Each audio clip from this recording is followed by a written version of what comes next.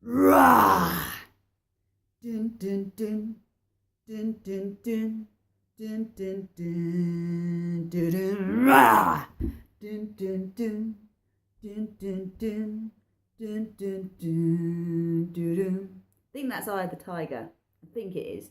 And my intention this week, my friends, Rozy here with the Rosy Coloured Glasses vlog, is to get your tiger out, to get your courage up. And this is not a sign of aggression from me to you.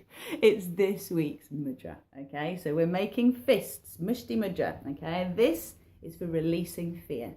And our mantra this week is, I am reclaiming my power. I am reclaiming my power. So deep breath in. I am reclaiming my power. Again, deep breath in. I am reclaiming my power. And another one. I am reclaiming my power. You can shake it out, you can dance it out, you can go into the woods and scream it out. Whatever you do, whatever pent-up tension you have inside of you, it's time to let it out. Okay, there are lots of healthy ways to do it. None of them involve hurting anyone else or yourself. So find a way that is helpful to shift the energy in your body, because you know what? This is the greatest gift you can give to the collective. Start with the individual. I don't want to go too much into politics because there's a big political issue going on in my country, in the UK. But what I'm seeing and what guidance I got was that we needed to claim back our personal power, our sovereignty as a country, to then see what we stand for and what we don't stand for. Now, I'm not going to get into views here about what's right and what's wrong. What I'm going to ask you to do is to visualize that you are sitting in a ruby red lotus flower. It's massive, it's holding you and it's feeding you, it's nourishing you, it's giving you everything you need to feel safe. And as you're feeling safe and you're feeling nourished, then imagine that you have a light fall of magenta light just flowing down upon you. And what that's doing is it's washing away all of the illusion. It's washing away all of the lies, the deceptions, the distortions that hold each of us individually and collectively in fear. To help us this week, we have Saint Germain. Okay, so what I'm going to say about Saint Germain is this. Your clear and focused intentions, positive expectations, prayers, decrees, and action steps, all create the healings and manifestations that you desire. Furthermore, Saint Germain helps light workers who wish to work towards world peace, I think that's us, and bring about integrity and honesty in governmental and other systems. More on that coming next week. Let's work with the personal now, because the more we are in integrity and honesty in ourselves, the more we will each see that mirrored in our collective reality, because our perception is what then helps us to see the world, okay, with, and our perception filters how we see the world. So if we're looking through eyes of fear, it's a scary world out there. If we're looking through eyes of love, we're seeing lots of opportunity for growth, for learning, and we're seeing where our passion drives us, where it takes us to be part of that growth, that evolution, that learning of this collective unconscious, this collective subconscious, which needs to be brought up into a space of love. So, you know, it will help if you turn the telly off and you stop reading the newspapers and you stop engaging in gossip that just brings you into a state of fear. You need to ground. That's why we've got the lotus flower, the ruby red light, and that beautiful magenta light is going to support you to start seeing the truth from illusion.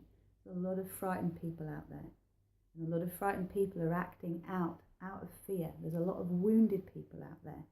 To some degree, we're all wounded, so let's work on our own wounds and our own fears, and that way we become part of this collective shift.